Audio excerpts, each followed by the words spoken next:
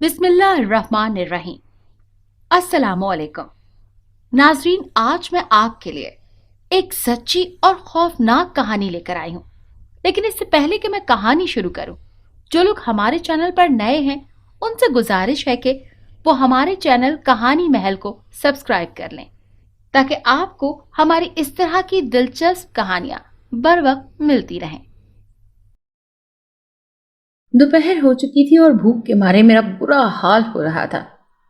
कचरे के ढेर से मतलूबा अशिया उठाकर अपने गंदे से थैले को देखा तो उसकी हालत से साफ नजर आ रहा था कि उसमें अभी सामान बहुत कम है। इस वक्त घर गई तो अम्मा से बहुत डांट पड़ेगी। दीवार के साए में बैठते हुए मैंने खुद से कहा, सारा दम मेहनत मजदूरी करके घर जाते तो अम्मा अब्बा की डांट ही हमारा मुकद्दर होती। उन्हें हमेशा से एक ही शिकायत होती कि उनके चारों बच्चे कम मेहनत करते हैं। मैं और मुझसे छोटे तीनों भाई सारा दिन मुख्तलिफ कूड़ा करकट के ढेरों पर ही घूमते रहते और वहां से करामत सामान तलाश करते। किसी दूसरी कचरा कुंडी पर जाकर सामान तलाश करती हूँ। मैं घर जल्दी जाना नहीं चाहती थी, इसीलिए सामान की तलाश में चल पड़ी। दूसरी कचरा कुंडी यहाँ से काफी फासले पर वाक़ई थी। भूख की वजह से बहुत कमजोरी महसूस हो रही थी। करीबी होटल पर पहुंची तो एक साइड पर बचे कुचे खाने का ढेर लगा हुआ था। जल्दी जल्दी उठाकर खाने लगी ताकि पेट की आग बुझा सकूं। हर रोज ऐसा ही होता था। जहां से कोई भी खाने की चीज मिलती मैं उठाकर खा लेती। कभी कभी ऐसा भी होता था कि मेरी मासूम शक्ल देखकर कोई अमीर औरत या आदमी मेरे हाथ पर चंद पैसे रख देते तो मैं अपनी मर्जी से खा लेती। आज सुबह से घूम रही थी लेकिन बहुत कम माल जमा हुआ था। पेट में कुछ पड़ा तो दिमाग भी काम करने लगा। दूसरी कचरा कुंडी पर जाने के लिए खड़ी हो गई। ये कचरा कुंडी यहाँ से फासले पर निस्बतन वीरान जगह पर थी। वहां पर आमदोरफ्त ना होने के बराबर थी। होटल का गंदा बचा हुआ खाना खाने के बाद अब जिस्म में थोड़ी ताकत आ चुकी थी। तवक्को के अहन मुताबिक यहाँ पर मुझे करामत सामान मिलने की उम्मीद नजर आ रही थी। ये जगह बहुत खतरनाक थी। ढिलवान होने की वजह से अक्सर लोग इससे दूर ही रहते थे। मैं मोहतात अंदाज से कदम रखते हुए अपना काम कर रही थी। अगर यहाँ से पांव फिसल जाए तो इस ऊंची ढलवान से जमीन पर पहुंचने तक जिस्म की सारी हड्डियां टूट जाएं। तेजी से काम करते हुए आहिस्ता आहिस्ता कदम उठाते मैं ढलवान से नीचे उतरने लगी। इस तरफ दरख्तों की बहुतायत थी। एक दरख्त के साए में सुस्ताने के लिए बैठ गई। करीब से ही खाने की खुशबू भी आ रही थी। गर्दन घुमाकर दाएं बाएं देखने लगी। अभी शायद यहाँ पर खाने की कोई चीज रखी हुई है जिससे खुशबू आ रही है, लेकिन काफी तलाश करने के बाद भी कुछ दिखाई न दिया और मायूस होकर मैं वहां से लौट आई। कूड़े करकट के ढेर से उठाकर जो कुछ भी खाया था, चलने की वजह से अब तक सब कुछ हजम हो चुका था। दोबारा शदीद भूख महसूस हो रही थी, लेकिन मेरे पास इतने पैसे ही नहीं थे कि कुछ लेकर खा सकती। भूख की वजह से शाम होने से पहले ही मैं घर लौट आई। हर रोज तुम जल्दी आ जाती हो। तुम्हारे बाकी बहन भाई तो शाम होने के बाद घर आते हैं। न जाने तुम्हें घर आने की क्यों इतनी जल्दी होती है। मुझे देखते ही हस्बे मामूल अम्मा को गुस्सा आ गया और वो मुझे डांटने लगी। सारा दिन चलने की वजह से मैं थक जाती हूँ। भूख की वजह से जिस्म में कमजोरी हो जाती है तो और क्या करूं, कहाँ जाया करूं? घर ही वापस आना होता है ना। अम्मा की डांट के जवाब में मैं तल्ख लहजे से जवाब दिया, तुम्हारे भाई तो इंसान ही नहीं है ना, उन्हें तो भूख नहीं लगती और ना वो थकते हैं। अम्मा ने मेरे भूख लगने पर तंज किया। ये तो रोज का मामूल था। मैं जब भी घर आती अम्मा मुझे कोसने लग जाती। मैं अपने हिस्से का काम करके आई हूँ। उनकी तरह ना तो मैं किसी होटल या ढाबे से चीजें चुरा कर खा सकती हूँ और ना ही किसी के आगे हाथ फैला सकती हूँ। इसीलिए घर वापस आ जाती हूँ। टूटी हुई चारपाई पर बैठते हुए मैंने कहा, तुम तो किसी महाराजा की बेटी हो ना, इसीलिए किसी के आगे हाथ नहीं फैला सकती। अम्मा ने हाथ नचाते हुए गुस्से से कहा, मैं मेहनत करती हूँ और मेहनत करके खाना पसंद करती हूँ। भीख मांगना मुझे नहीं आता। बहुत अकड़ कर मैंने जवाब दिया। इस वक्त अम्मा घर में अकेली थी और सर पर दुपट्टा बांधे लेटी हुई थी। उनकी सेहत अक्सर खराब रहती थी, जिसकी वजह से वो बहुत ज्यादा चिड़चिड़ी सी हो गई थी। छोटी सी छोटी बात पर भी रुई की तरह धुनक कर रख देती। غصے سے چیخنا، چلانا اور گالیاں دینا اب ان کی عادت بن چکی تھی۔ اماں کا غصہ مزید بڑھ جانے کے ڈر سے میں جھونپڑی سے باہر نکل آئی، لکڑی کے چولہے کے پاس بیٹھ کر گندے برتن اٹھا کر دیکھنے لگی، شاید کھانے کے لیے کچھ مل جائے۔ آج بھی اماں نے کوئی کام نہیں کیا تھا۔ میں خود ہی کھانا بنا لیتی ہوں، شام ہونے میں تھوڑی دیر باقی ہے، ابا اور بھائی سب آ جائیں گے، انہیں بھی تو کھانے کی ضرورت ہوگی۔ کھانے کے لیے کچھ نہ پا کر میں نے خود ہی کھانا بنانے کا ارادہ کیا۔ ایسا روز ہی ہوتا تھا، سارا دن کام کر کے گھر آتی تو کھانا بنانا پڑتا۔ اماں بیماری اور نقاہت کی وجہ سے زیادہ چل پھر نہیں سکتی تھی۔ کھانا تیار ہونے تک شام ہو گئی۔ کھاتے کھاتے ہی سب زمین پر ہی بسترے بچھا کر سونے کے لیے لیٹ گئے۔ ہمارے گھروں میں سہولیات کی کمی تھی۔ کچے گھر موسموں کا مقابلہ کرنے کے قابل نہ تھے، سردی کا موسم ہو یا گرمی کا۔ کچی زمین پر پھٹے پرانے بستر بچھا کر سونا ہماری مجبوری ہے۔ معمول کے مطابق شور کی آواز پر آنکھ کھلی تو اماں ناشتہ بنانے کے ساتھ ساتھ سب کو کوس رہی تھی۔ جلدی سے اٹھی اور ہاتھ منہ دھو کر ان کے پاس آ گئیں تاکہ مدد کر سکیں۔ ابا ابھی تک نشے میں دھت جھونپڑی کے دروازے کے سامنے ہی زمین پر پڑے ہوئے تھے۔ اماں ابا کا غصہ بھی ہم بہن بھائیوں پر ہی نکالتی تھی۔ ابا شروع سے ہی ایسا تھا، اپنی نشے کے علاوہ کسی چیز کی اسے کوئی خبر نہ تھی۔ اماں سارا دن کام کرتی اور بچوں کو سنبھالتی۔ ابا اماں کی محنت کی کمائی اکثر ان سے چھین لیتا تو کئی روز تک اماں سینہ پیٹ پیٹ کر اسے کوستی رہتی۔ اماں کے رونے دھونے سے ابا کو کوئی فرق نہیں پڑتا تھا۔ خوراک کی کمی اور بیماری میں اماں کو کسی کام کے قابل ہی نہ چھوڑا تھا۔ اسی لیے اماں نے ہم چاروں میں بھائیوں کو کام پر لگا دیا۔ ہم سارا دن کچرے سے پلاسٹک کی بوتلیں اکٹھی کرتے اور شام کو کباڑی کی دکان پر بیچ کر کھانے پینے کا بندوبست کرتے۔ ابا کو کبھی ہم پر رحم نہیں آیا تھا، اکثر ہم سے بھی پیسے چھین لے کر لے جاتا تو گھر میں فاقہ کرنا پڑتا تھا۔ ڈاکٹرز کے مطابق اماں کو ٹی بی کی بیماری تھی، جس کے علاج کے لیے دواؤں کے ساتھ ساتھ اچھی خوراک کا ہونا ضروری تھا۔ اچھی خوراک دینا تو دور کی بات، ہمارے گھر تو 3 ٹائم کھانا بھی کبھی کبھی بنتا تھا۔ اماں اللہ ناشتہ بنانے کے ساتھ ساتھ ہمیں گالیوں سے بھی نوازتی رہتی تھی۔ ناشتے کے فوراً بعد ہم بہن بھائی اپنا اپنا تھیلا اٹھا کر کام کرنے کے لیے گھر سے نکل آئے۔ میں اکثر سوچا کرتی تھی کہ ہماری قسمت ہی ایسی کیوں ہے۔ اسکول میں جاتے بچے دیکھ کر مجھے بھی ان کی طرح اسکول میں پڑھنے کا دل کرتا تھا۔ میرا جی چاہتا تھا میں صاف ستھرے کپڑے پہنوں اور اسکول پڑھنے جایا کروں، لیکن اماں نے مجھے بتا دیا تھا کہ اسکول میں پڑھنا امیروں کا کام ہوتا ہے، غریب لوگ تو خواب میں بھی اسکول جانے کی خواہش نہیں کر سکتے۔ پہلے ہم بہن بھائی اکٹھے ہی کام کرتے تھے اور بعد میں آہستہ آہستہ ایک دوسرے سے الگ ہوتے۔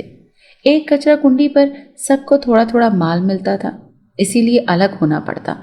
پیدل چلنے کی وجہ سے میں تھک کر چور ہو جاتی، مزید چلنا مشکل لگ رہا تھا۔ سستانے کے لیے بیٹھ گئی۔ میرا جی چاہ رہا تھا کہ اسی وقت گھر واپس جاؤں اور آرام سے لیٹ کر سو جاؤں، لیکن میں جانتی تھی مجھے دیکھتے ہی اماں غصے سے پاگل ہو جائیں گی۔ خالی پلاٹ میں دیوار کے ساتھ ٹیک لگا کر بیٹھ گئی۔ کمزوری کی وجہ سے میری ٹانگیں کانپ رہی تھی۔ ناشتے میں سوکھی روٹی چائے کے ساتھ تھی، وہ بھی اماں کے غصے کی وجہ سے صحیح طرح سے کھا نہ سکی، اسی لیے اس وقت سخت بھوک محسوس ہو رہی تھی۔ خود کو حوصلہ دیتے ہوئے اٹھانے کی کوشش کی اور قدم گھسیٹتے ہوئے آگے بڑھنے لگی۔ میرا رخ قریبی ڈھابے کی طرف تھا۔ ڈھابے پر بہت رش تھا، ساری میز اور کرسیاں گاہکوں سے بھرے ہوئے تھے۔ ایک کونے میں بیٹھ کر کھانا کھاتے ہوئے لوگوں کو میں حسرت سے دیکھنے لگی۔ بھوک سے پیٹ میں درد ہو رہا تھا۔ یاد نہیں آ رہا تھا کہ کتنا عرصہ ہوا پیٹ بھر کر کھانا کھائے ہوئے۔ ایک ویران کونے میں بیٹھ کر دل ہی دل میں کھانا مل جانے کی دعائیں کر رہی تھی۔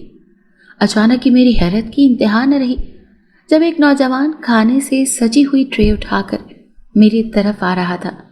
مجھے اپنی آنکھوں پر یقین نہیں تھا۔ وہ میرے سامنے آ کر کھڑا ہو گیا اور کھانے کی ٹرے میرے سامنے رکھ دی۔ یہ لو، تم بھی کھانا کھا لو، میرے سامنے ٹرے رکھتے ہوئے اس نے کہا۔ اپنی کالی بڑی بڑی آنکھوں سے وہ میری طرف گھور رہا تھا۔ اس کی آنکھوں سے مجھے خوف محسوس ہونے لگا۔ کون ہو تم اور میرے لیے کھانا کیوں لائے ہو؟ خوف کو چھپاتے ہوئے میں نے پوچھا۔ میں کب سے تمہیں دیکھ رہا ہوں، تم کھانے کو ترسی ہوئی نگاہوں سے دیکھ رہی ہو، جس سے مجھے اندازہ ہو گیا کہ تمہیں بھوک لگی ہوئی ہے، اسی لیے تمہارے لیے کھانا لے کر آیا ہوں، اس نے وضاحت دیتے ہوئے کہا۔ وہ اب بھی مجھے بری طرح گھور رہا تھا۔ نہیں نہیں، مجھے بھوک نہیں ہے، میں نہیں کھاؤں گی۔ اس کی آنکھوں سے گھبراتے ہوئے میں نے انکار کیا۔ ڈرو مت، میں تمہیں کچھ بھی نہیں کہوں گا، نہ ہی میں نے اس کھانے میں کوئی زہر ملایا ہے، تم آرام سے کھا سکتی ہو، اور پھر یہ برتن واپس کر دینا۔ انتہائی نرم لہجے سے اس نے کہا اور واپس جانے کے لیے پلٹ گیا۔ کالے رنگ کے شلوار سوٹ میں ملبوس وہ ایک دراز قد نوجوان تھا۔ اس کے جاتے ہی میں کھانے پر ندیدوں کی طرح جھپٹ پڑی۔ تازہ کھانے کی خوشبو ہی نرالی ہوتی ہے۔ میرے لیے یہ کھانا کسی جنت کے کھانے سے کم نہ تھا، کیونکہ میں تو کچرا اٹھاتے ہوئے جو بھی ملتا پیٹ بھرنے کے لیے اٹھا کر کھا لیتی۔ گرما گرم تازہ کھانا کھاتے ہوئے میں دل ہی دل میں اللہ کا شکر بھی ادا کر رہی تھی۔ کھانا بہت زیادہ تھا، پیٹ بھر کر کھانے کے بعد بھی بچا رہا۔ بچا ہوا کھانا میں نے اپنے پاس سنبھال لیا۔ میں کھانا شام کو اماں کو دینا چاہتی تھی تاکہ وہ بھی اسے مزیدار کھانے سے لطف اندوز ہو سکیں۔ کھانے کی ٹرے واپس کرتے ہوئے میں نے اس نوجوان کو چاروں طرف تلاش کیا، مگر وہ دکھائی نہ دیا۔ میں اس کا شکریہ ادا کرنا چاہتی تھی، شاید وہ کھانا کھا کر چلا گیا ہے۔ اسے وہاں نہ دیکھ کر میں نے سوچا اور وہاں سے آ گئی۔ اب میری منزل وہ کچرا کنڈی تھی جو یہاں سے کافی دور ایک ویران علاقے میں تھی۔ اس طرف لوگوں کی آمد و رفت کم ہوتی تھی، جس کی وجہ سے اچھا مال ملنے کی امید لگائی جا سکتی تھی۔ میں محتاط قدموں سے اپنی مطلوبہ اشیاء اٹھا اٹھا کر اپنے تھیلے میں ڈال رہی تھی۔ ذرا سی بے دھیانی سے ہی میرا پاؤں پھسل سکتا تھا، اسی لیے میں بہت محتاط انداز سے آگے بڑھ رہی تھی۔ یہ جگہ ڈھلوانی تھی، آس پاس بہت سے مکانات بن چکے تھے، لیکن درمیان میں یہ پلاٹ ابھی تک خالی پڑا ہوا تھا۔ آہستہ آہستہ آگے بڑھتی میں نیچے کی طرف جا رہی تھی۔ اسی طرف درختوں کی بہتات تھی اور گندے پانی کا نالا بہتا تھا۔ اچانک ہی مجھے ایک جھٹکا محسوس ہوا۔ ڈھابے پر مجھے کھانا کھلانے والا نوجوان ایک درخت کے نیچے کھڑا دکھائی دیا۔ وہ میری طرف دیکھ کر مسکرا رہا تھا۔ کیا یہ میرا پیچھا کرتے ہوئے یہاں تک آیا ہے؟ حیران پھٹی پھٹی آنکھوں سے اس کی طرف دیکھتے ہوئے میں نے خود سے کہا۔ اب تو وہ وہاں موجود ہی نہ تھا۔ مجھے اب بھی اپنی آنکھوں پر یقین نہیں آ رہا تھا۔ چند لمحے پہلے میں نے اسے یہاں دیکھا اور اب وہ ایک دم سے غائب ہو گیا۔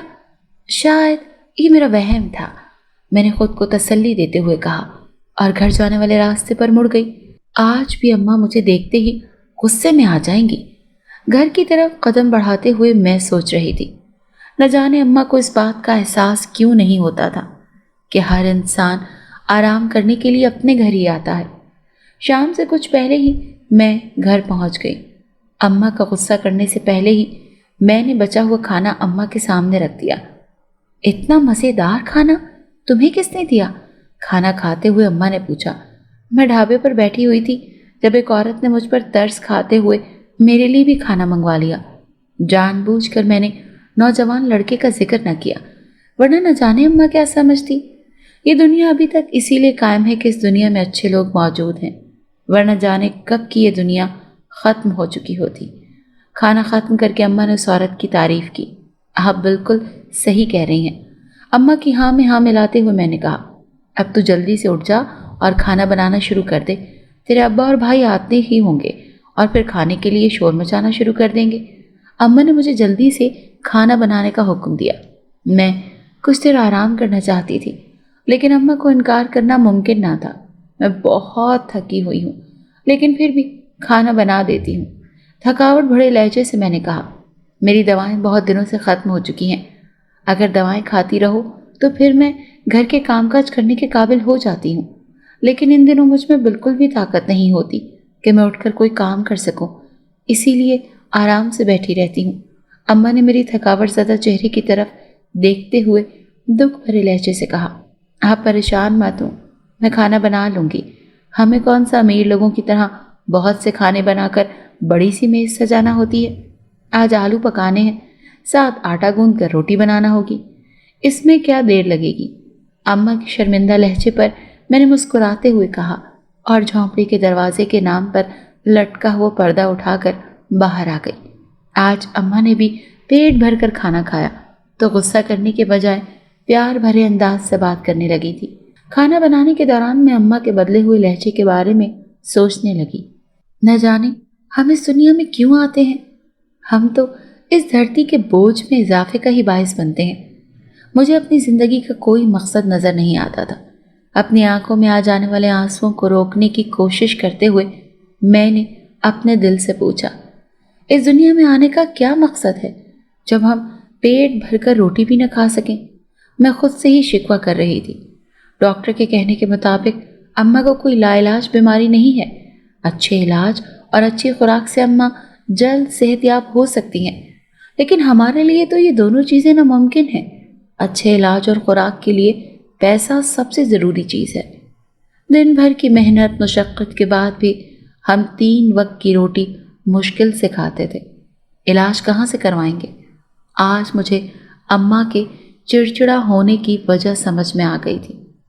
अभी खाना बना रही थी कि तीनों भाई आपस में लड़ते झगड़ते घर वापस आ गए। उन्हें इस हाल में देखकर मेरा दिल बहुत दुखी होता था। मैं चाहती थी कि मेरे भाई पढ़ लिख जाएं और अपने पैरों पर खड़े हो जाएं। इस काम में ना इज्जत थी और ना ही पैसा। मैं यही दुआ करती थी कि मेरे भाई कोई ऐसा काम शुरू करें जिसमें उनकी इज्जत भी हो। आपस में लड़ना बंद करो और आज के सारे पैसे अम्मा को जमा करवाओ। अम्मा की दवाएं ख़त्म हो चुकी हैं। उनका शोर बढ़ता जा रहा था, इसीलिए मैंने ऊंची आवाज़ से कहा। मेरी आवाज़ पर वो अपने थैले एक कोने में रखते हुए अम्मा के पास चले गए। अब्बा अभी तक नहीं आए। हमारा रोज़ का यही मामूल था। रात का खाना खाकर सो जाना और सुबह नाश्ता करके घर से निकल जाना। मैं अपनी ज़िंदगी से तंग आ चुकी थी। सुबह नाश्ते के बाद मामूल के मुताबिक हम बहन भाई अपने अपने थैले उठाकर कमाने के लिए घर से निकल पड़े। दिन के 11 बजते ही भूख के मारे मेरा बुरा हाल होने लगा। घर से जो नाश्ता करके निकली थी वो तो कब का हजम हो चुका था। अब भूख के मारे पेट में दर्द महसूस होने लगा। खाली प्लॉट में दीवार के साए में बैठकर मैंने आंखें बंद कर लीं। मैं खुद को कुछ देर आराम देना चाहती थी ताकि अपनी ताकत को बहाल कर सकूं और किसी होटल या ढाबे तक पहुंच जाऊं। कल उस नौजवान लड़के ने जो खाना मुझे दिया था वो बार बार मेरी निगाहों के सामने घूमने लगा। खुद को घसीटते हुए मैं उसी ढाबे की तरफ बढ़ने लगी। कल की तरह आज भी ढाबे पर बहुत रश था। उसी कोने में बैठकर मैं खाना खाते हुए लोगों को देखने लगी। मेरी आंखें आज भी उस रहमदिल नौजवान को तलाश कर रही थी।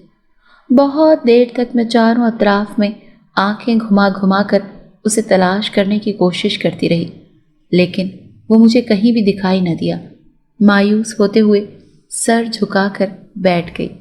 मुझे बिल्कुल अपने करीब से खाने की मज़ेदार सी खुशबू आई।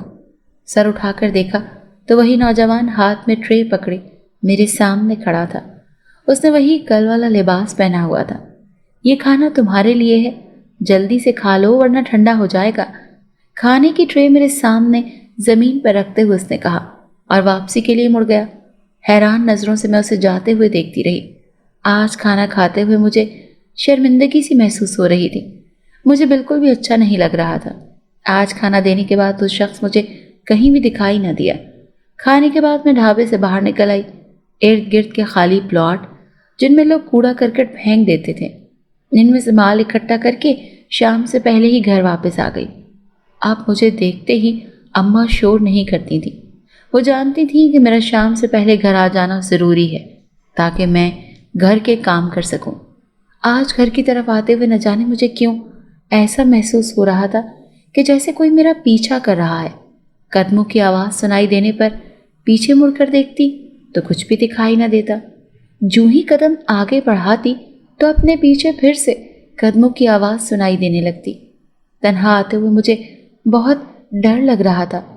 अपनी झोंपड़ी में वापस आकर भी मेरा दिल खौफ के मारे ज़ोर ज़ोर से धड़क रहा था। खाना बनाते हुए भी मैं महसूस कर रही थी जैसे 2 बड़ी बड़ी काली आंखें मुझे घूर रही हों। भाइयों के घर आ जाने के बाद मेरा खौफ दूर हो गया था। अब मैं बिल्कुल पहले की तरह काम कर रही थी। रात का न जाने कौन सा पहर था जब मुझे अपने बालों में किसी के उंगलियां फेरने का एहसास हुआ। نیند کے خمار میں ڈوبی آنکھیں کھول کر دیکھا تو وہی نوجوان زمین پر بیٹھا میرے بالوں میں انگلیاں پھیر رہا تھا۔ اس کی بڑی بڑی کالی آنکھیں مجھے گھورتی ہوئی محسوس ہوئیں تو میرے حلق سے خوف کے مارے چیخ برآمد ہوئی۔ کیا ہوا؟ کیوں چیخ رہی ہو؟ کوئی ڈرانا خواب دیکھ لیا؟ چیخ کی آواز سنتے ہی اماں اٹھ کر بیٹھ گئی اور میری طرف دیکھ کر پوچھنے لگی۔ اب وہ شخص مجھے کہیں بھی دکھائی نہیں دے رہا تھا۔ مجھے اپنی آنکھوں پر یقین نہیں آ رہا تھا۔ ابھی تو میرے سامنے موجود تھا اور اب کہاں چلا گیا؟ اتنی جلدی وہ کہاں جا سکتا ہے؟ کوئی بات نہیں، کبھی کبھی انسان خواب میں بھی ڈر ہی جاتا ہے۔ سونے کی کوشش کرو، میرے خوف زدہ چہرے کو دیکھتے ہوئے اماں نے کہا اور مجھے دوبارہ سونے کے لیے لٹا دیا۔ میری نگاہوں میں بار بار اس کی بڑی بڑی کالی خوفناک آنکھیں گھوم رہی تھی۔ اس کی پراسرار مسکراہٹ کے بارے میں سوچتے ہوئے خوف کے مارے میرے رونگٹے کھڑے ہو گئے تھے۔ جب بھی سونے کی کوشش کرتی تو اس کی شکل میرے دماغ میں اسکرین پر نظر آنے لگتی تو میں جلدی سے آنکھیں کھول لیتی۔ اسی خوف و ہراس میں رات گزر گئی۔ بستر سے اٹھنے کی کوشش کی تو جسم میں اٹھنے کی طاقت ہی نہ تھی۔ بخار میں سارا جسم تپ رہا تھا۔ اماں نے کام پر جانے سے منع کر دیا۔ میں کام سے چھٹی نہیں کرنا چاہتی تھی کیونکہ میں جانتی تھی کہ پھر گھر کا چولہا جلانا مشکل ہو جاتا ہے۔ اماں کی دوائیوں کے لیے بھی پیسوں کی ضرورت تھی، لیکن تیز بخار کی وجہ سے کام پر جانا ممکن نہ تھا۔ اماں نے ناشتہ بنانے کے بعد مجھے قہوہ بنا دیا اور ساتھ میں حکیم صاحب سے لائی ہوئی پھکی بھی دے دی، جس سے بخار کی شدت میں کمی آ گئی۔ 2 دن تک طبیعت خراب رہنے کی وجہ سے میں کام پر نہ جا سکی۔ تیسرے دن اللہ کا نام لے کر کام پر آ گئی۔ بخار کی وجہ سے بہت زیادہ کمزوری ہو گئی تھی۔ تھوڑا سا پیدل چلنے کے بعد تھک جاتی اور زمین پر بیٹھ کر سانس بحال کرنے کی کوشش کرتی۔ جب کچھ بہتری محسوس ہوئی تو دوبارہ اٹھ کر چلنا شروع کر دیتی۔ سارا دن مختلف مقامات سے کچرا اکٹھا کرتے ہوئے وقت گزرنے کا احساس ہی نہ ہوا۔ اب بھوک اور تھکاوٹ کی وجہ سے جسم کانپ رہا تھا۔ آج میں نے اس ڈھابے پر نہیں جانا تھا، لیکن میرے پاس کھانے کے لیے کچھ بھی نہیں تھا۔ اسی لیے نہ چاہتے ہوئے بھی میرے قدم خود بخود اس ڈھابے کی طرف بڑھنے لگے۔ اسی مخصوص ویران کونے میں بیٹھ کر میں نے کھانا کھاتے ہوئے لوگوں کو دیکھا، لیکن وہ نوجوان مجھے دکھائی نہ دیا۔ اسے غیر حاضر پا کر مجھے بہت خوشی محسوس ہوئی تھی۔ میں انتظار کر رہی تھی کہ ہوٹل کا کوئی ملازم بچا ہوا کھانا اس کونے میں پھینک جائے تو میں اس میں سے اٹھا کر کھا لوں۔ اچانک ہی وہ بالکل میرے سامنے آ کر کھڑا ہو گیا۔ مجھے کبھی پتہ نہ چل سکا کہ وہ کس طرف سے آتا ہے، بس اچانک ہی مجھے اپنے سامنے دکھائی دیتا ہے۔ میں اس کے چہرے کی طرف دیکھنا نہیں چاہتی تھی، اسی لیے نگاہیں جھکا کر بیٹھی رہی۔ ٹرے میرے سامنے زمین پر رکھ کر وہ میرے ساتھ ہی بیٹھ گیا۔ مجھ میں اس کے چہرے کی طرف دیکھنے کی ہمت نہ تھی، اسی لیے نگاہیں جھکا کر بیٹھی رہی، کھانے کی طرف دیکھا بھی نہیں۔ جلدی سے کھانا کھا لو ورنہ ٹھنڈا ہو جائے گا، پیار بھرے لہجے سے اس نے کہا۔ اس کے چہرے کی مسکراہٹ کی طرح اس کی آواز بھی بہت پراسرار تھی۔ مجھے بھوک نہیں ہے، میں نے کھانے سے انکار کرتے ہوئے کہا۔ 2 قدم چلنا بھی تمہارے لیے مشکل ہے اور کہہ رہی ہو بھوک نہیں ہے؟ اچھے بچوں کی طرح جلدی سے کھا لو تاکہ تمہارے جسم میں تھوڑی طاقت آ جائے، کسی چھوٹے بچے کی طرح اس نے سمجھاتے ہوئے کہا۔ تم کون ہو اور میرے پیچھے کیوں پڑ گئے ہو؟ اس کے پیار بھرے انداز کو نظر انداز کرتے ہوئے میں نے خوف زدہ لہجے میں اس سے پوچھا۔ میں جو بھی ہوں تمہارا دشمن نہیں ہوں، بلکہ تمہارا ہمدرد ہوں۔ اب چپ کر کے کھانا کھا لو، تمہیں بہت زیادہ کمزوری محسوس ہو رہی ہے۔ اس نے مسکراتے ہوئے جواب دیا۔ یہاں آج پہلی بار ایسا ہوا تھا کہ ہم دونوں کے درمیان اتنی لمبی بات ہوئی تھی۔ میں سارا دن محنت کرتی ہوں صرف اس لیے کہ مجھے کسی کے سامنے ہاتھ نہ پھیلانے پڑیں۔ تمہاری مہربانی ہوگی، میری عادتیں خراب مت کرو۔ تیز لہجے سے میں نے اسے کہا۔ کھانا ملے تو صبر شکر کر کے کھا لینا چاہیے۔ تم کیسی لڑکی ہو، کھانا منہ کے سامنے رکھ کر انکار کر رہی ہو؟ اس نے پیار بھری ڈانٹ سے کہا۔ یہ کھانا لے جاؤ، میں نے تم سے کہہ دیا ہے کہ میں نہیں کھاؤں گی، بار بار کہہ کر مجھے مجبور مت کرو۔ تم میرے لیے اجنبی ہو، میں کسی اجنبی شخص سے کھانا لے کر کیوں کھاؤں گی؟ میں اب بھی اپنے انکار پر قائم تھی، اسی لیے ہاتھ کے اشارے سے اسے کھانے کی ٹرے اٹھانے کا کہہ دیا۔ اگر تم میری بات نہیں مانو گی نا تو مجھے तुम्हें ज़बरदस्ती खाना खिलाना पड़ेगा, इसीलिए आराम से खा लो, सर्द लहजे से उसने धमकी देते हुए कहा।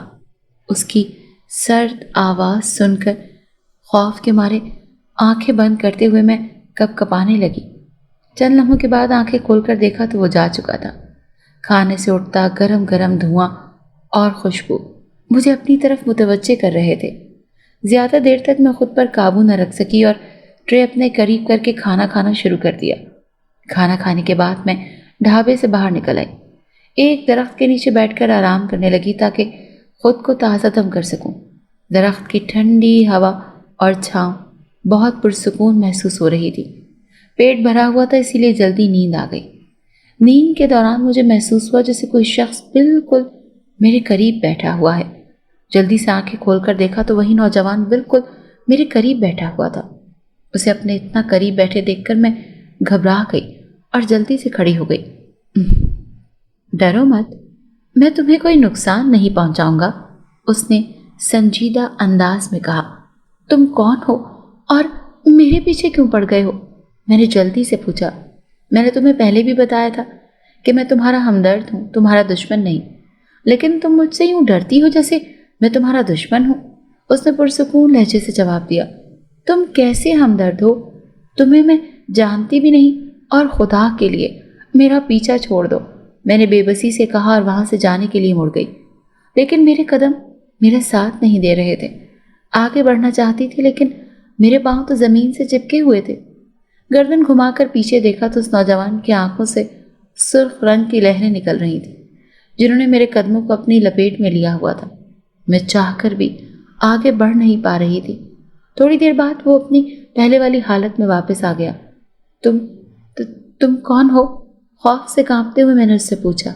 मैं एक जिनजाद हूँ और तुम्हें पसंद करता हूँ, उसने पुरस्रार सी मुस्कुराहट से मेरी तरफ देखते हुए कहा। उसकी हकीकत जानकर तो मेरे 14 तबक रोशन हो गए। खौफ के मारे मेरा सांस लेना भी दुश्वार हो रहा था। आहिस्ता आहिस्ता दिमाग अंधेरे की तरफ जा रहा था और फिर अंधेरा छा गया। होश की दुनिया से बेगाना होती मैं ज़मीन पर जा गिरी। न जाने कितनी देर तक मैं उस दरख्त के नीचे बेहोश पड़ी रही। शाम के साए गहरे हो रहे थे जब मुझे होश आया और मैं जल्दी से उठकर बैठ गई। मेरे आसपास मेरे तीनों भाई बैठे हुए थे। क्या हुआ था? क्यों बेहोश हो गई थी? नादिर ने आगे बढ़कर जल्दी से पूछा। शायद कमज़ोरी बहुत ज़्यादा हो गई थी, इसीलिए बेहोश हो गई, कादिर के हाथ का सहारा लेकर खड़े होते हुए मैंने कहा। ये तो शुक्र करो हमने तुम्हें उस दरख्त के नीचे बेहोशी की हालत में देख लिया, नादिर ने मेरे साथ चलते हुए कहा। मेरे लिए कदम आगे बढ़ाना मुश्किल हो रहा था। मैं अभी भी खौफ से कांप रही थी। नादिर और कादिर का सहारा लेकर मैं तेज कदमों से चलने लगी। मुझे बार बार अम्मा की परेशानी का ख्याल आ रहा था। वो परेशान हो रही होंगी कि मैं अभी तक घर क्यों नहीं पहुंची। मेरी तवक्को के ऐन मुताबिक अम्मा परेशानी से सहन में टहल रही थी। हम चारों को खैर आफियत से देखकर उन्होंने शुक्र अदा किया। मैं जानती थी कि तुम कभी भी घर आने में देर नहीं करती, ज़रूर कोई मसला होगा जिसकी वजह से तुम अभी तक नहीं आई। अम्मा ने पानी का गिलास मेरे हाथ में पकड़ाते हुए कहा। नादिर ने उन्हें बता दिया कि मैं किसी दरख्त के नीचे बेहोश हो गई थी। मैं अब तुम्हें चंद रोज़ तक काम पर नहीं जाने दूंगी। जब तक तुम्हारी कमज़ोरी दूर नहीं हो जाती तुम कहीं भी नहीं जाओगी, सिर्फ घर में आराम करोगी, अम्मा ने अपना फैसला सुनाते हुए कहा। ठीक है, जैसे आप कह रही हैं मैं वैसा ही करूँगी, इकरार में सर हिलाते हुए मैंने कहा। आज शाम का खाना तो अभी तक नहीं बना होगा, नादिर ने भूख के हाथों मजबूर होकर पूछा। आज खाना एक अमीर शख्स देकर गया था। हैरत की बात तो यह है कि वो मेरी दवाएं भी देकर गया है, खुश होते हुए अम्मा ने कहा। यह हमारा कौन सा हमदर्द है जो हमें दवाएं और खाना दे गया? अम्मा की बात सुनकर हैरान होते हुए मैंने पूछा। कह रहा था कि वो बहुत अमीर आदमी है और गरीबों की मदद करता रहता है, सारी बस्ती में खाना बांट कर गया है, अम्मा ने जवाब दिया। अल्लाह करे मुझे ऐसे अमीर लोग रोज़ ही हमारी बस्ती का चक्कर लगाने लगें। दिल ही दिल में मैंने दुआ की। खाना बहुत मज़ेदार था। हम सब मज़े ले लेकर खाने लगे। मेरी तो दुआ है कि अल्लाह ताला रोज़ ही किसी ऐसे अमीर शख्स को हमारी बस्ती में खाना बांटने के लिए भेज दिया करें। खाना खाने के बाद नादिर ने मुस्कुराते हुए कहा। दिखने में भी वो भला आदमी लग रहा था। کالے رنگ کی شلوار قمیض میں ملبوس ایک دراز قد نوجوان تھا۔ نادر کی بات پر ہنستے ہوئے اماں نے جواب دیا۔ اماں کے منہ سے اس شخص کا حلیہ سن کر میرا نوالے والا ہاتھ ہوا میں ہی معلق رہ گیا۔ خوف کی ایک لہر میرے سارے جسم میں دوڑ گئی۔ نوالا منہ میں ڈالنے کے بجائے میں پلیٹ میں رکھ گئی۔ اس کا مطلب ہے وہ شخص میرے پیچھے یہاں تک آ چکا ہے۔ خوف سے لرزتے ہوئے میں نے سوچا، مجھے تو کچھ سمجھ نہیں آ رہی تھی ان حالات میں مجھے کیا کرنا چاہیے۔ اگر اماں کو بتاتی تو وہ بھی پریشان ہو جاتی۔ رات کروٹیں بدلتے گزر گئی۔ خوف کے مارے ایک لمحے کے لیے بھی نیند نہ آ سکی۔ صبح ناشتے کے بعد تینوں بھائی کام کے لیے نکل گئے۔ اماں نے مجھے کام پر جانے سے منع کر دیا۔ میں خود بھی گھر سے باہر نہیں جانا چاہتی تھی۔ گھر کے کام کرتے ہوئے مجھے یوں محسوس ہو رہا تھا کہ اس کی بڑی بڑی کالی آنکھیں میرے پیچھے لگی ہوئی ہیں۔ میں جس طرف جاتی ہوں مجھے دیکھ رہا ہے وہ۔ دکھنے میں وہ ایک خوبصورت وجیح نوجوان تھا۔ اس کی اصلیت جان کر میں بہت ڈر چکی تھی۔ رات کو سوتے میں اکثر مجھے محسوس ہوتا کہ کوئی شخص میرے بالوں میں انگلیاں چلا رہا ہے۔ خوف کے مارے مجھ میں آنکھیں کھول کر دیکھنے کی ہمت نہ ہوتی۔ ایک ہفتے تک گھر میں آرام کرنے کے بعد میں نے دوبارہ کام پر جانا شروع کر دیا۔ گھر کے حالات بہت خراب ہو چکے تھے، اسی لیے میرا کام کرنا بہت ضروری تھا۔ میں نے اپنے دل میں مضبوط ارادہ کر لیا تھا کہ دوبارہ اس ڈھابے پر نہیں جاؤں گی۔ آج میں نے اس ڈھابے سے دور علاقے میں جانے کا فیصلہ کیا، لیکن میں نہیں جانتی تھی کہ وہ ہر جگہ میرے پیچھے ہے۔ گھومتے پھرتے میں اس ویران سنسان کچرا کنڈی پر آ گئی۔ بھوک کے مارے برا حال ہو رہا تھا، لیکن میں نے سوچ رکھا تھا کہ چاہے جتنی مرضی بھوک لگے میں شام کو گھر جا کر ہی کھانا کھاؤں گی۔ اسی لیے بھوک کو نظر انداز کرتے ہوئے میں کارآمد اشیاء اٹھا کر بیگ میں ڈالنے لگی۔ اس کی ڈھلوانی سطح پر مضبوطی سے قدم جما کر رکھتے ہوئے میں نیچے کی طرف اتر رہی تھی۔ دوسری طرف درختوں کی تعداد بہت زیادہ تھی، اسی لیے اس طرف لوگوں کا آنا جانا نہ ہونے کے برابر تھا۔ بھوک سے میری حالت خراب ہو رہی تھی۔ دونوں ہاتھوں سے پیٹ دباتے ہوئے میں ایک درخت کے نیچے آ کر بیٹھ گئی۔ بھوک کی وجہ سے کمزوری بڑھنے لگی۔ پیدل چلنے میں بھی دقت محسوس ہو رہی تھی۔ میں جلد سے جلد گھر پہنچ جانا چاہتی تھی۔ آنکھیں بند کر کے درخت کے نیچے بیٹھی میں لمبے لمبے سانس لے کر خود کو تازہ دم کرنے کی کوشش کر رہی تھی۔ مجھے اپنے قریب سے کھانے کی خوشبو آنے لگی تو میں نے جلدی سے آنکھیں کھول کر اپنے ارد گرد کا جائزہ لیا۔ یہاں قریب تو کچھ دکھائی نہیں دے رہا تھا، لیکن کھانے کی خوشبو مسلسل آ رہی تھی، جس کی وجہ سے میری بھوک کی شدت میں اضافہ ہو گیا تھا۔ اچانک سے دوسرے درخت کے نیچے مجھے کچھ سامان پڑا ہوا دکھائی دیا تو میں جلدی سے اس کی طرف بڑھ گئی۔ مختلف قسم کے بیگ رکھے ہوئے تھے جن میں بچا ہوا کھانا پڑا ہوا تھا۔ کھانا دیکھتے ہی میرا منہ پانی سے بھر آیا اور میں ندیدوں کی طرح کھانے پر ٹوٹ پڑی۔ خوب جی بھر کر کھانا کھایا، لیکن میں یہ نہیں جانتی تھی کہ یہ کھانا کھانے کے بعد میرے ساتھ کیا ہونے والا ہے۔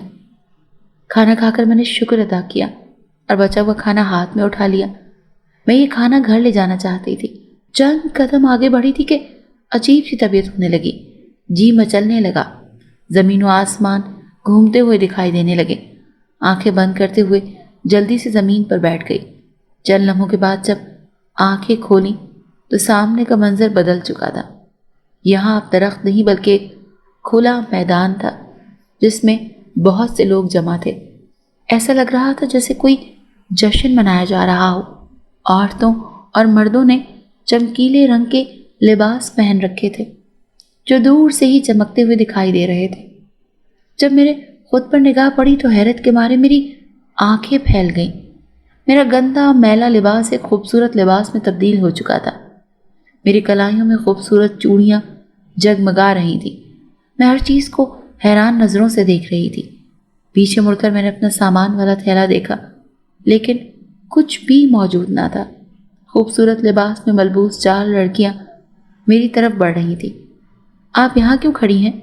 وہاں سب آپ کا انتظار کر رہے ہیں، ایک لڑکی نے مسکراتے ہوئے کہا۔ اس کی ہمراہی میں میں ان کے ساتھ چلنے لگی۔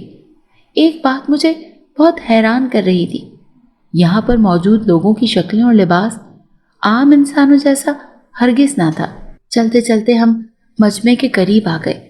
سامنے ایک بڑا سا اسٹیج سجا ہوا تھا جس پر خوبصورت اور قیمتی لباس پہنے چند عجیب و غریب شکلوں والے مرد اور عورتیں بیٹھے ہوئے تھے۔ مجھے بھی ان کے درمیان بٹھا دیا گیا۔ میں حیران نگاہوں سے سب کو دیکھ رہی تھی۔ مجھے کچھ سمجھ نہیں آ رہا تھا کہ یہ سب کیا ہو رہا ہے۔ یہ جگہ اور یہ سب لوگ میرے لیے اجنبی تھے۔ میں کسی کو بھی نہیں جانتی تھی۔ ہر چہرے کو غور سے دیکھ رہی تھی کہ شاید کوئی شناسا چہرہ نظر آ جائے، لیکن بے سود۔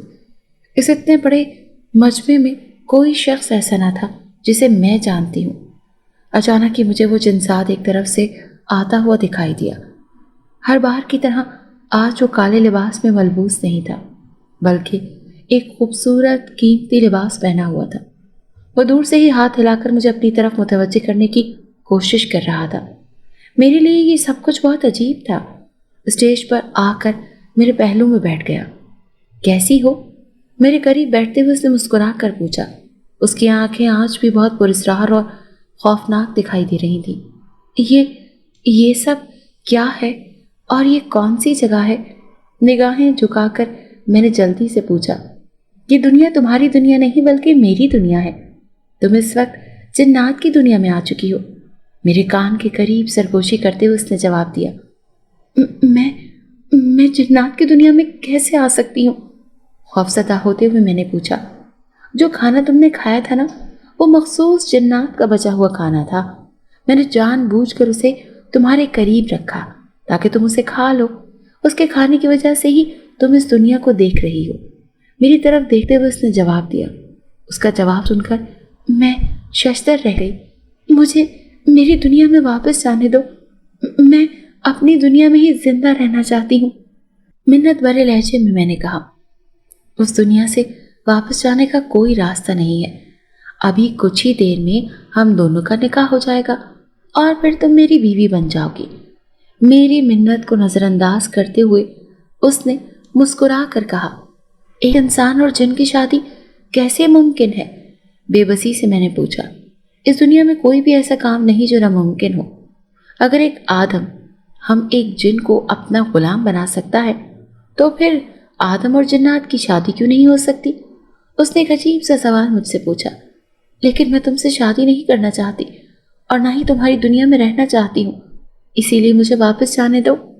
اس سے پہلے کہ وہ کوئی جواب دیتا، فضا میں اونچی آواز میں الارم بجنے لگا۔ باتوں میں مشغول مرد و زن سر جھکا کر کھڑے ہو گئے۔ ایسا لگ رہا تھا جیسے کوئی بہت معزز مہمان آ رہا ہو اور سب اس کے استقبال کے لیے کھڑے ہو گئے ہوں۔ اسٹیج پر بیٹھے ہوئے ہم لوگ بھی ادب سے سر جھکا کر کھڑے ہو گئے۔ اچانک اسٹیج پر شہنشاہ جنات اور ملکہ جنات نمودار ہو گئے۔ ان کے لباس بہت بھڑکیلے تھے۔ زیور کے نام پر تو وہ لدے ہوئے تھے۔ ان کی رعایا انہیں دیکھ کر جوش و خروش سے تالیاں پیٹنے لگی۔ ہر کوئی بہت خوش دکھائی دے رہا تھا۔ تھوڑی دیر تک فضا میں شور کی آواز سنائی دیتی رہی اور پھر سب لوگ خاموشی سے بیٹھ گئے۔ آج شہنشاہ جنات بہت خوش ہیں کیونکہ ان کے صاحبزادے رشتہ ازدواج میں منسلک ہونے جا رہے ہیں۔ ان کے صاحبزادے کے جشن آزادی کے سلسلے میں ہی آپ سب کو یہاں مدعو کیا گیا ہے۔ تھوڑی دیر بعد نکاح کی تقریب ہوگی اور اس کے بعد آپ سب کھانے پینے کا انتظام کیا گیا ہے۔ اسٹیج کے دائیں طرف کھڑے ہو کر ایک دراز قامت شخص اعلان کر رہا تھا۔ میرے سامنے والی کرسی پر مولوی صاحب آ کر براجمان ہو گئے۔ شہنشاہ جنات، اگر آپ کی اجازت ہو تو میں نکاح شروع کر دوں؟ نکاح خواہ نے ادب سے سر جھکاتے ہوئے پوچھا۔ اجازت ہے، نکاح شروع کروا دیں۔ شہنشاہ جنات نے ہاتھ فضا میں بلند کرتے ہوئے اجازت دے دی۔ میں یہ نکاح نہیں کرنا چاہتی تو آپ زبردستی نہیں کر سکتے۔ اب اپنی جگہ پر کھڑے ہو کر میں نے اونچی آواز سے کہا۔ ہر کوئی تعصب بھری نگاہوں سے میری طرف دیکھنے لگا، جیسے انہیں یقین نہیں آ رہا تھا کہ میں انکار بھی کر سکتی ہوں۔ آزم، یہ لڑکی کیا کہہ رہی ہے؟ تم نے تو کہا تھا وہ آدم زادی بھی تم سے شادی کرنا چاہتی ہے، لیکن یہاں پر تو مجھے ایسا دکھائی نہیں دے رہا۔ شہنشاہ جنات نے میرے انکار پر غصے سے اپنے صاحبزادے سے پوچھا۔ اس کے پاس اس بات کا کوئی جواب نہ تھا، اسی لیے آگے پیچھے دیکھنے لگا۔ میں ہرگز کسی جن سے شادی نہیں کرنا چاہتی۔ اس شخص نے آپ سے جھوٹ بولا ہے۔ میں اس سے شادی نہیں کر سکتی، آپ مجھے میری دنیا میں واپس جانے دیں۔ اس دن کی طرف اشارہ کرتے ہوئے میں نے کہا، یہ لڑکی تم سے شادی نہیں کرنا چاہتی، پھر بھی تم زبردستی سے اپنی دنیا میں کیوں لے کر آئے ہو؟ اب کی بار شہنشاہ جنات نے زور سے چلاتے ہوئے پوچھا، کیا تم نہیں جانتے تھے کہ میں نے تمہیں صرف اس بات کی اجازت دی تھی کہ تم دونوں ہی ایک دوسرے کو پسند کرتے ہو اور شادی کرنا چاہتے ہو؟ تم اچھی طرح سے جانتے ہو کہ انسان اور جنات کی شادی ایک مکروہ عمل ہے، لیکن تمہارے لیے میں یہ سب کرنے کے لیے بھی تیار ہو گیا۔ تم نے نہ صرف مجھ سے غلط بیانی کی بلکہ اس لڑکی سے زبردستی شادی کرنا چاہتے ہو۔ اس کی خاموشی پر شہنشاہ جنات نے غصے سے چلاتے ہوئے کہا، پہلے آپ لوگ مجھے یہاں سے جانے دیں، میرے گھر والے میرے لیے بہت پریشان ہو رہے ہوں گے۔ شہنشاہ جنات کی طرف دیکھتے ہوئے میں نے کہا، میں جلد از جلد یہاں سے جانا چاہتی تھی۔ اے آدم زادی، تم فکر مت کرو، کوئی تم سے زبردستی نہیں کر سکتا۔ شہنشاہ جنات نے مجھے تسلی دیتے ہوئے کہا، آپ اپنے بیٹے سے وعدہ لیں گے کہ آج کے بعد وہ مجھے کبھی تنگ نہیں کرے گا تاکہ میں اپنی دنیا میں پرسکون زندگی گزار سکوں۔ شہنشاہ جنات سے میں نے کہا، ہاں، تم اس کی فکر مت کرو، آج کے بعد یہ کبھی تمہیں دکھائی نہیں دے گا۔ غصیلی نگاہوں سے اس کی طرف دیکھتے ہوئے جنات نے کہا، میں اس آدم زادی سے شادی کرنا چاہتا ہوں، اسی لیے اسے اپنی دنیا میں لے کر آیا ہوں۔ مجھے یقین تھا کہ میری محبت اسے ہمیشہ کے لیے اس دنیا میں رہنے پر مجبور کر دے گی۔ اس جن نے کھڑے ہوتے ہوئے کہا، لیکن میں غلط تھا۔ اب میں وعدہ کرتا ہوں کہ آج کے بعد کبھی اس لڑکی کے راستے میں نہیں آؤں گا۔ اس نے شرمندہ ہوتے ہوئے کہا اور ایک دم سے غائب ہو گیا۔ ذاکر، اس لڑکی کو اس کے گھر چھوڑا۔ تم اس کے خاص آدمی تھے نا، اور ہر بات سے اچھی طرح واقف تھے، مجھے پہلے ہی حالات سے آگاہ کر دیتے۔ شہنشاہ جنات نے سامنے کھڑے شخص سے کہا، میں آپ کو مناسب وقت پر ہر بات بتا دیتا، لیکن چھوٹے مالک کو نہ جانے کس بات کی جلدی تھی۔ ذاکر نے سر جھکا کر جواب دیا، اس لڑکی کو بہت سے تحفے دے کر یہاں سے رخصت کر دو۔ میری طرف اشارہ کرتے ہوئے شہنشاہ جنات نے ذاکر کو حکم دیا، لڑکی آنکھیں بند کر لو۔ ذاکر نے میری طرف دیکھتے ہوئے کہا۔ اس کے کہنے پر میں نے جلدی سے آنکھیں بند کر لی۔ اچانک ہی میں خود کو ہوا میں اڑتا ہوا محسوس کرنے لگی۔ چند لمحوں کے بعد آنکھیں کھولی تو اپنے گھر کے سامنے موجود تھی۔ حیرت انگیز طور پر کچرا اٹھانے والا تھیلا بھی میرے ساتھ ہی پڑا ہوا تھا۔ اس وقت شام ہو رہی تھی۔ اپنا تھیلا اٹھا کر میں آگے بڑھنے لگی تو حیرت کا شدید جھٹکا لگا۔ میرے تھیلے کا وزن تو بہت کم تھا، لیکن یہ تو بہت وزنی ہو رہا تھا۔ تھیلے کے اندر جھانک کر دیکھا تو اس میں جنات کی طرف سے دیے گئے بہت سے قیمتی تحائف نظر آ رہے تھے۔ مجھے تو اپنی آنکھوں پر یقین نہیں آ رہا تھا۔ ایک ایک چیز کو ہاتھ لگا کر، چھو کر محسوس کرنے کی کوشش کر رہی تھی۔ جلدی سے اپنے ارد گرد نظر ڈالی کہ کوئی مجھے دیکھ تو نہیں رہا۔ ہاں، اور پھر جلدی سے تھیلا اٹھا کر جھونپڑی کے اندر چلی گئی۔ اماں بھی اتنے ڈھیر سارے قیمتی سامان دیکھ کر حیران رہ گئی۔ مجھے یقین تھا کہ اب ہمارے دن بدل جائیں گے، آگے ہم بھی 3 وقت کی روٹی پیٹ بھر کر کھایا کریں گے۔ دل ہی دل میں اس نوجوان کو دعائیں دینے لگی جس کی وجہ سے مجھے اتنے قیمتی تحفے ملے تھے، لیکن اس کی بڑی بڑی کالی آنکھیں یاد کر کے آج بھی مجھے خوف کے مارے جھرجھری سی آ جاتی تھی، اور میرے دل سے یہ دعا نکلتی تھی کہ زندگی میں کبھی بھی دوبارہ اس سے سامنا نہ ہو۔ اگر آپ کو یہ کہانی اچھی لگی ہے تو اسے لائک کیجیے اور ہمارے چینل کہانی محل کو سبسکرائب کیجیے۔ اور ہاں، اگر آپ کے کسی دوست، رشتہ دار یا بہن کے ساتھ خدا نخواستہ اس طرح کا کوئی بھی واقعہ پیش آیا ہے تو ہمیں کامنٹ سیکشن میں اس کے بارے میں ضرور بتائیے۔